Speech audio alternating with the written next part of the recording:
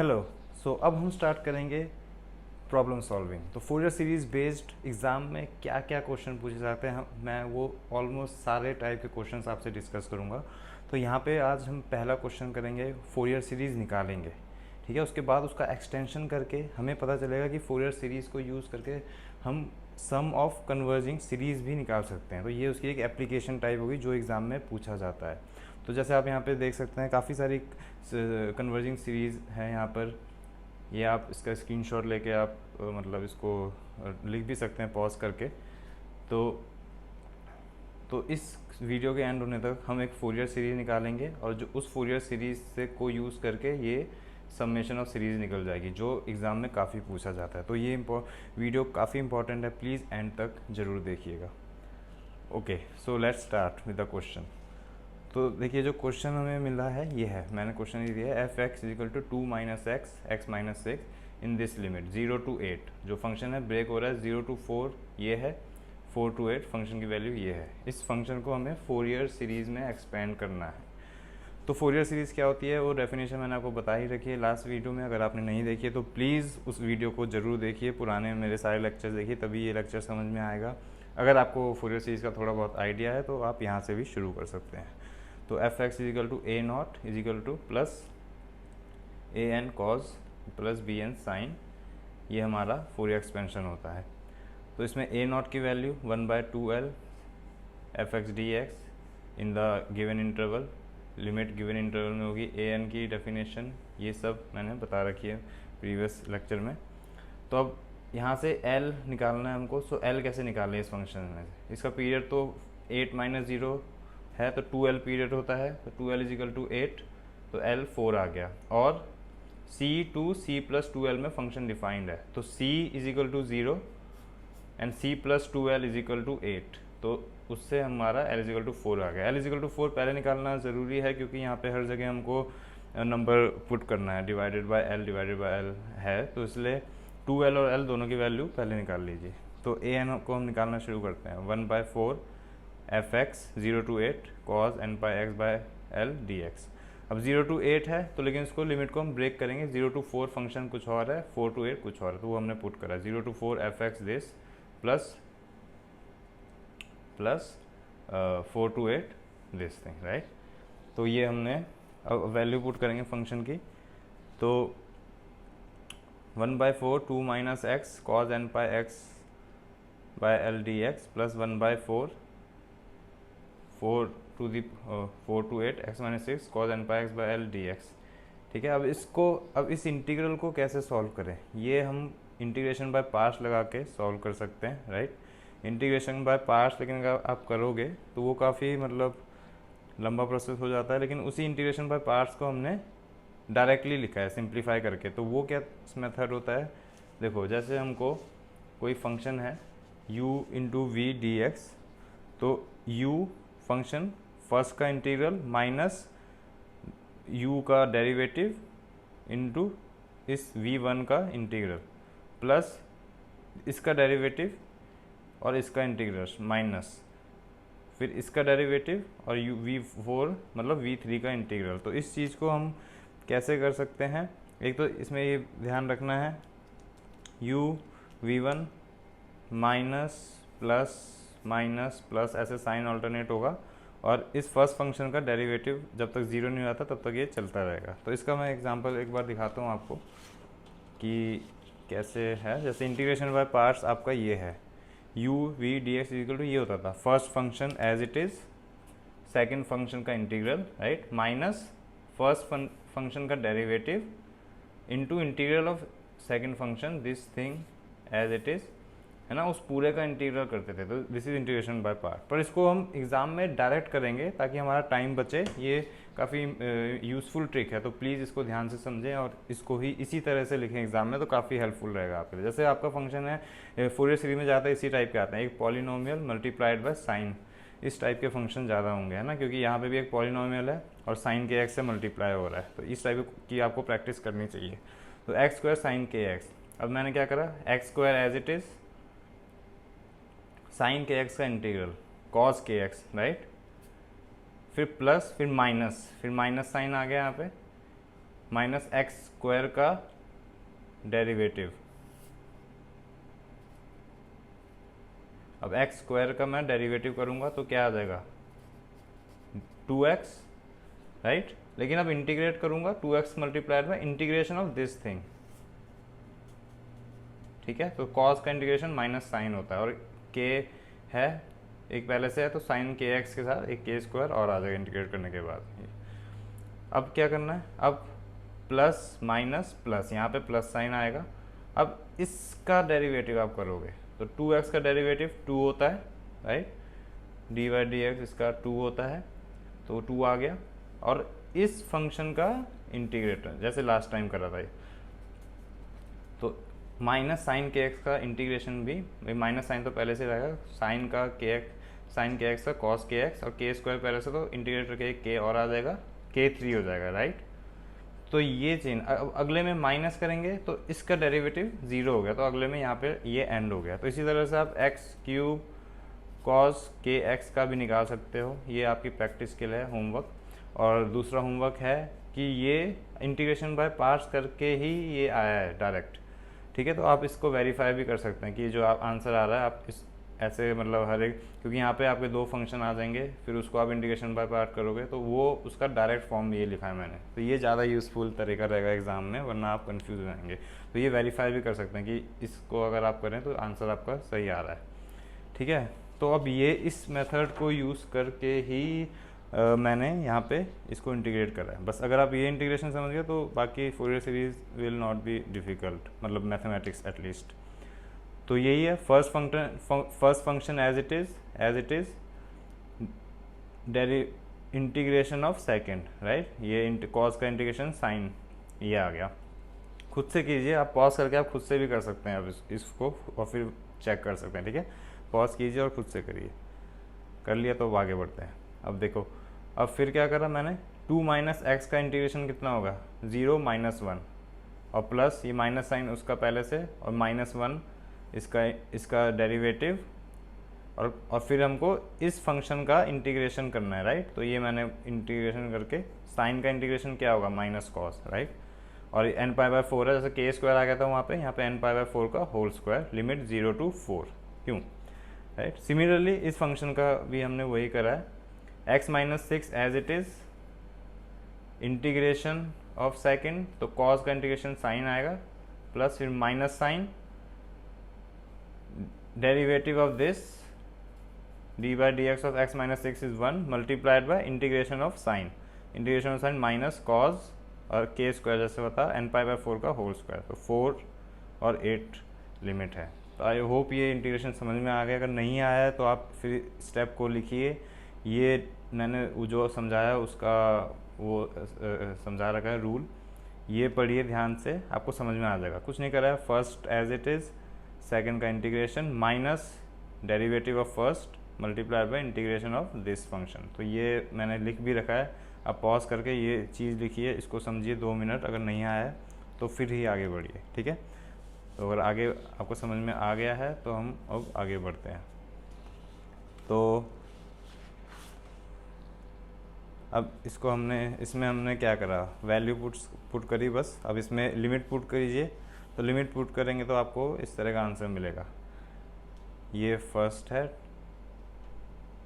Term है 4 to 0, तो 2 minus 4 2 minus 0, x की वैल्यू पुट करिए, तो n pi 4 by 4 n pi by 4, अब वैल्यू पुट करिए and you will get this, plus second में 8 to 4 to सेकंड की लिमिट है हमारी 4 to 8, राइट। तो फाइनल लिमिट x माइनस 6, तो 8 माइनस 6 और 4 माइनस 6, यहाँ पे भी x 8 है, यहाँ पे 4 है n पाई।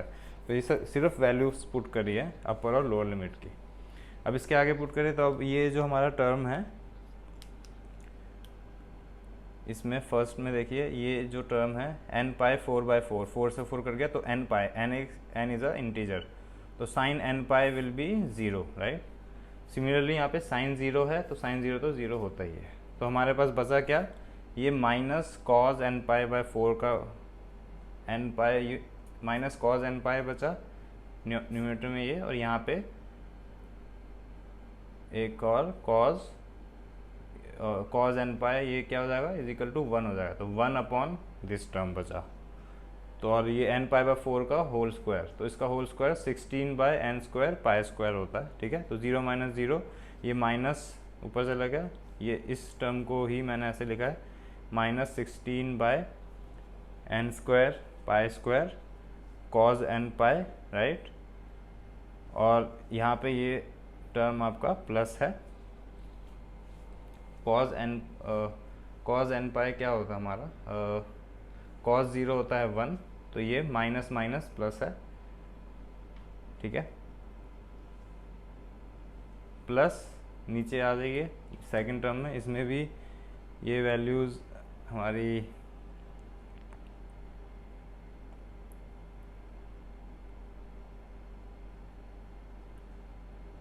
इसमें भी ये वाला टर्म 0 हो जाएगा, साइन, ठीक है। साइन इसमें भी एन पाई वाला टर्म 0 हो जाएगा, राइट।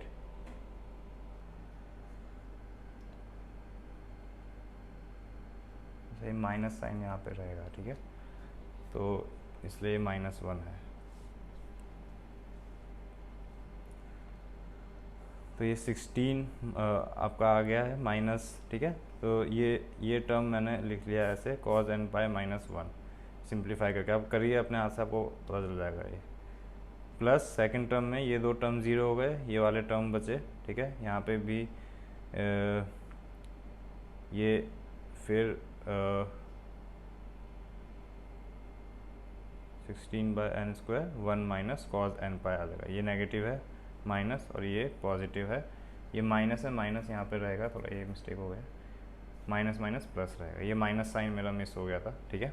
तो ऐसे इसलिए प्रैक्टिस बहुत इंपॉर्टेंट है इन क्वेश्चंस में, क्योंकि थोड़ी सी गलती और आपका फॉर्म गलत हो सकता है। तो ये आपके सामने एग्जांपल लिखना है, आपको लिख के प्रैक्टिस करना है। तो ये इसको हमने और सिंप्लीफाई करा, ये 4 से 4 कट गया है ना, 4, तो 4 + 4 8 by n square pi square 1 minus cos n pi. तो ये आपका फाइनली ये इस फॉर्म में आंसर आ गया। Cos n pi is -1 to the power n, ये पता है हमको, क्योंकि कॉज पाई कॉज 0 1 होता है, कॉस पाई -1 होता है, कॉस 2 पाई फिर 1 होता है। तो ये n पे डिपेंड करता है कि 1 नेगेटिव होगा कि पॉजिटिव। तो ए एन क्या हो गया हमारा, a n is equal to 0 if n is even, right. n even होगा तो वो 0 होगा, क्योंकि हमारा 1 माइनस, इधर देखिए 1 माइनस n इवन होगा तो 1 ये प्लस हो जाएगा, तो 1 - 1 0। अगर n ऑड हुआ तो ये माइनस रहेगा, तो 1 - -1 2, तो 2 × 8 16, तो 16 by n square pi square if n is odd. तो ये आपका ए एन निकल गया। अब इसी तरह बी एन निकाल लेंगे, और बी एन को हम सॉल्व करेंगे तो वो हमारा 0 आएगा, इतने सारे स्टेप्स करने के बाद 0 आएगा। तो इस वीडियो के एंड में मैं आपको वो बताऊंगा कि जो मैंने ऑड एंड इवन फंक्शन को हमने यूज़ कर सकते हैं, तो डायरेक्टली बी एन 0 जाएगा, वो मैं नेक्स्ट लेक्चर में बताऊंगा कि प्लॉट करेंगे, पहले प्लॉट करके हम ऑड एंड इवन आइडेंटिफाई करेंगे। तो अगर फंक्शन पहले ही हमें दिख रहा है कि इवन है तो कुछ ए एन कटेगा, या बी एन ऑड है तो उस हिसाब से ए एन और बी एन में से एक टर्म 0 होती है, वो हम नेक्स्ट लेक्चर में करेंगे, तो इसलिए वो भी इम्पोर्टेंट है। तो ये बी एन हमारा 0 आ गया, ठीक है। तो अब एक चीज़ और बची, ए एन निकाल लिया, बी एन निकाल लिया, अब लास्ट चीज़ बची ए नॉट निकालनी। तो ए नॉट क्या है, 1/L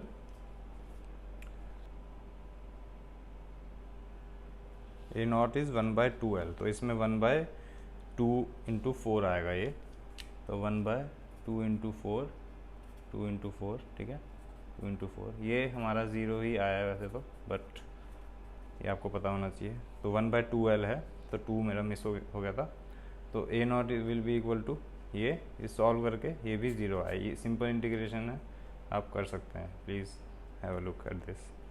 तो ए नॉट भी हमारा 0 आ गया है। तो हमने 3 चीज़ निकालनी थी, ए नॉट, ए एन और बी एन। तो ए नॉट हमारा 0 है, बी एन हमारा 0 है, सिर्फ ए एन बचा। तो फोरियर सीरीज एक्सपेंशन में ए एन वाले टर्म्स हमारे आएंगे। तो f x is equal to summation a n cos n pi x/4 is equal to, ये सिर्फ क्या है, अब इसमें भी n सिर्फ ऑड रहेगा तभी ये नॉन ज़ीरो रहेगा, क्योंकि हमने पहले ये देख रखा है कि an is zero if n is even, right. तो सिर्फ n ऑड वाले ही हम सेलेक्ट करेंगे, तो n इवन में तो ज़ीरो ही है, तो सम में n is equal to odd 16/n² pi square cos n pi x by 4। ठीक है, तो ये हमारी फोरियर सीरीज़ हो गई। अब इसको खोलेंगे तो क्या हो जाएगा, n को 1, 3, 5, 7 पुट करेंगे तो 16/π² cos πx by 4 plus n² 1/3² cos 3πx by 4 plus 1/5² cos 5πx by 4 and so on. तो ये हमारी फोरियर सीरीज़ आ गई। प्लीज़ इसको आप अगर नहीं कराया तो अभी तक नोट कर लीजिए या फिर खुद से अटेम्प्ट करके चेक कीजिए आंसर क्या है पॉज करके। तो ये हमारी सीरीज़ आ गई है। तो हमने क्या करा, एक पीरियोडिक फंक्शन था f(x), तो ये फोरियर सीरीज़ की ब्यूटी है कि उस पीरियोडिक फंक्शन को जहाँ पे कहीं कॉस साइन नहीं था, यहाँ पे नहीं है, लेकिन उसको ही हमें कॉस साइन के इनफाइनाइट सम में एक्सप्रेस करा, जो मैं पहली क्लास से बता रहा हूँ कि फोरियर सीरीज़ में हम यही करते हैं। तो आज हमने वो करके देखा है। ठीक है, अब इससे हम सम ऑफ सीरीज़ निकाल सकते, जो मैंने वीडियो के स्टार्टिंग में दिखाई थी आपको सम, वो भी निकाल सकते हैं। तो वो कैसे निकालेंगे, जो सम आपसे पूछा गया उसके रिक्वायरमेंट के अकॉर्डिंगली आप इसमें वैल्यूज़ x की वैल्यू पुट कीजिए LHS में और RHS में, तो आपको सीरीज़ मिल जाएगी। तो अब जैसे हम यहाँ पे x को 0 पुट करें तो ये सारे 1 टर्म हो जाएंगे कॉस वाले, है ना। तो देखिए, तो उस सीरीज़ में ही अगर हम x को 0 पुट करें, राइट, तो f0 हो गया is equal to 16/π² cos 0 1 plus 1/3² plus 1/5², ये सारे टर्म कॉस वाले 1 हो जाएंगे cos 0 में। तो ये आपको सीरीज़ मिल गई 1 प्लस 1/3² प्लस 1/5² प्लस 1/7², यही हमको निकालना है, इसका सम निकालना है अगर। तो f0 कैसे होगा, f(x) आपका 2 - x था इन द लिमिट 0 to 4, राइट। तो f0 है तो ये वाला फंक्शन यूज़ करेंगे, है ना। तो f0 will be 2 - 0 is equal to 2, तो इसलिए f0 हमारा 2 है, तो ये 2 ऐसे आया है। अगर f आपको 5 पुट करना होता तो 6 - x जो दूसरे इंटरवल में फंक्शन की वैल्यू वो यूज़ करते हैं, लेकिन क्योंकि 4 से ज़्यादा हो गए तो फंक्शन चेंज होगा। बट यहाँ पे 0 है तो ये वाली लिमिट यूज़ कर रही है हमने, तो इसको अब तो सिंपल है, 2 से ये 8 हो गया, है ना। तो आपका आंसर ये आ गया। ये सीरीज़ मैंने स्टार्टिंग में आपको बताई थी कि इसको हम निकालेंगे, तो ये हमने निकाली भी है π²/8। तो सिंपल हमने फोरियर सीरीज़ को यूज़ करके एक सम ऑफ सीरीज़ निकाल लिया। तो ये हमारा एक तीर से 2 निशाने हो गए। तो ये हमारा काफ़ी सारी कैलकुलेशंस थी इस क्वेश्चन में, राइट। बट मैं एक होमवर्क देता हूँ आपको कि आपका f(x) है, f(x) is equal to x in the limit -π less equal to x to π। आपको इसका फोरियर एक्सपेंशन करना है।